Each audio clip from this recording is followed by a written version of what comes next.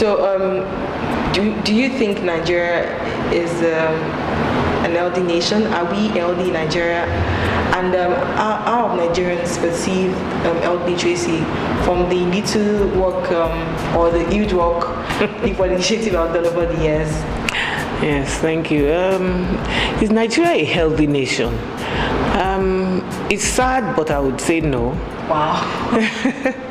Because we've been rated very poorly in the health index worldwide.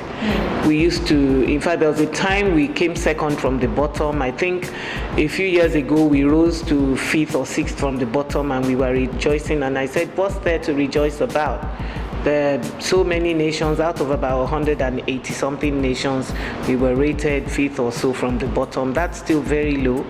So our health indices are really poor. You find that maternal mortality rates are still very high in this country. Women are dying from childbirth.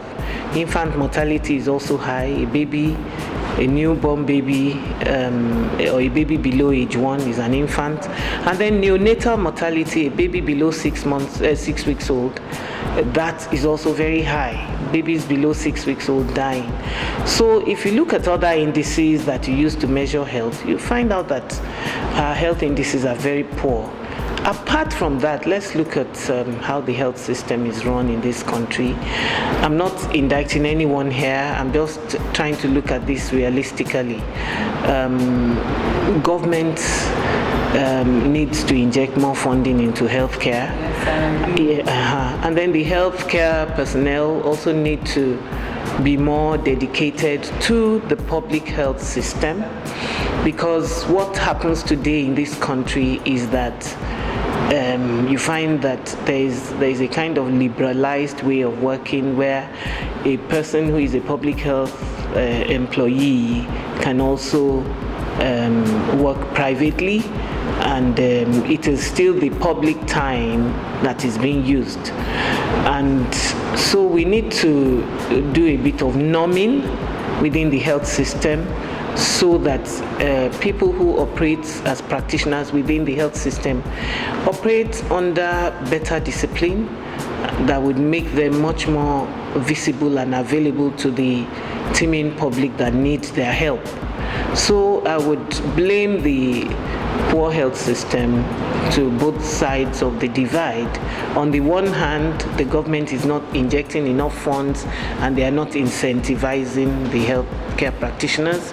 On the other hand, the healthcare practitioners too are not putting in enough time, and they're not putting in all the efforts in the government institutions. You find out that the government institutions, when they are well run, they are very good.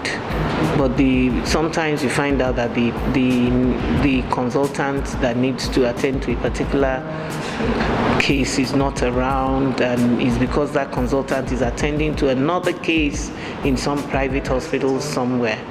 And it doesn't diminish the proficiency of that consultant, but the public needs that person's attention more. Yeah, probably shows that the healthcare is shaking. Yes, the whole system is indicted in all of this, but we can still retrieve the system, because Nigerians are very brilliant people. And if you look at the health system in Nigeria, we have very brilliant practitioners. And you find that if such a practitioner established a loan in the private sector, the cost of establishing a loan is so astronomical. So we need some form of synergy.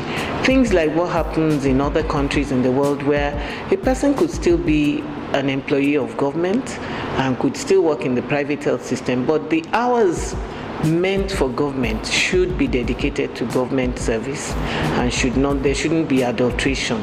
So if consultation should start at 8 a.m. and end at 3 p.m. or 4 p.m., that should be the case.